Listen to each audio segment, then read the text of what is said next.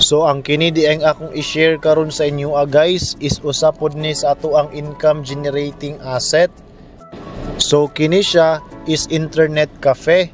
So partnership di ay ni siya sa ako sa akong manghud ug sa amigo sa ako ang manghud.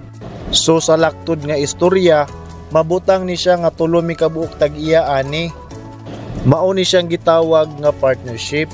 So ako ani siyang gi-share sa inyo so that I can open your mind nga pwede ra gyud di ay nga mo involve ta og partnership even nga sole proprietor ta and even pud nga maestro ta. Kay ang nakatsada pud sa partnership guys is ma-delegate ra ang inyo ang task and maka-focus ra pud ka sa imuang kaugalingon nga expertise and also dili kaayo siya hassle.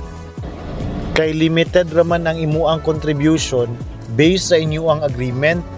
Pero kasagaran gyud sa partnership guys is dili gyud na parehas og bahin. Mas dako gyud nagbahin ang nagmanage sa partnership. Syempre kay ang yaamang time ug effort ang atuang gikuha.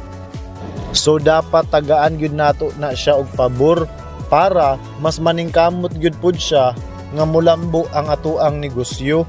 So sa kini di ay ang ako di ang manghud ang ga-manage. So syempre mas dako gyud siya og porsyento.